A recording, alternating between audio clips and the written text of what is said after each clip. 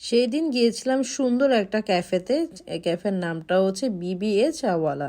Hello everyone, আসসালামু আলাইকুম, welcome to মুনাস world. Welcome জানাচ্ছি আজকে আমার নতুন ব্লগে। তো আজকে তোমাদের সাথে একটা সন্ধান দেবো খুবই সুন্দর কিউট একটা চাওয়ালার দোকান, যেটা খুবই পশভাবে ডেকোরেট করা।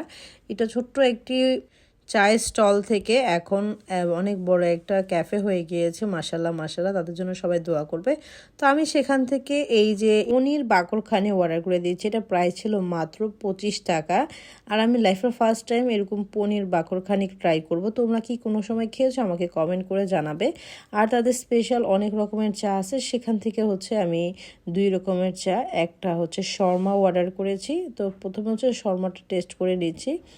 শর্মাটার প্রাইস খুবই কম ছিল। এই শর্মাটা খেতে বেশ মজা লেগেছে আমার কাছে। অনেক দিন পর এত মজার একটা শর্মা পেয়েছি। শর্মাটা একদম চিকেনে ভরপুর ছিল, খেতেও বেশ মজার ছিল। খুবই ইয়াম্মি লাগছে। অনেক দিন পর একটা মজার শর্মা পেয়েছি। মাত্র প্রাইসটা ছিল 110 টাকা। এখন এই যে 150 টাকা দিয়ে একটা কোল্ড কফি নিয়েছিলাম ঠান্ডার মধ্যে। কোল্ড কফিটা একদমই এভারেজ ছিল, একদমই ভালো লাগেনি আমার কাছে। একদম এভারেজ ছিল প্রাইস হিসাবে।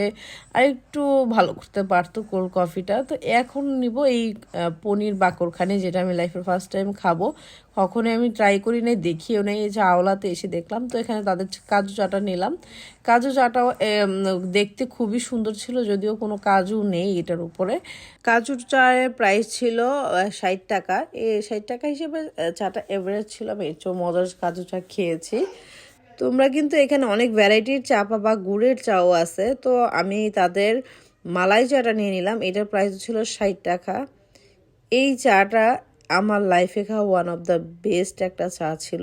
এত মজা লেগেছে আমার কাছে।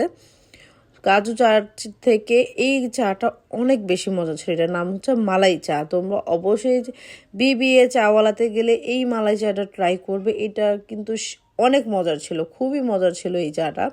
অবশ্যই তোমাদেরকে রিকমেন্ড করব এই মালাই চা তোমরা খাবে। এটা লোকেশন হচ্ছে ড্যামরাতে। ড্যামরা স্টাফ কোয়ার্টারে গেলেই তোমরা পেয়ে যাবে। বড় ভাঙ্গার একদমই সাথেই এটা। বড় ভাঙ্গা গেলে যাবে এই ছোট্ট ক্যাফেটা। এটা এখন বেশ সুন্দর করে কিন্তু তারা ডেকোরেট করেছে।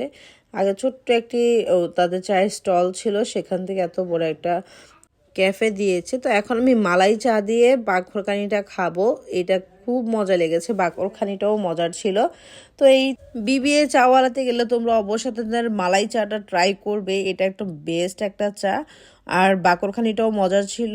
আর হচ্ছে শর্মাটা যে নিয়েছি সেটাও ভালো লেগেছে। আর প্রাইসটা একদমই রিজনেবল ছিল। তো আজকের ভিডিওটা এই পর্যন্ত। তোমাদের কাছে ব্লগগুলো ভালো লাগলে অবশ্যই পেজে একটা ফলো দিবে, লাইক কমেন্ট শেয়ার করে পাশে থাকবে। Thanks for watching, by.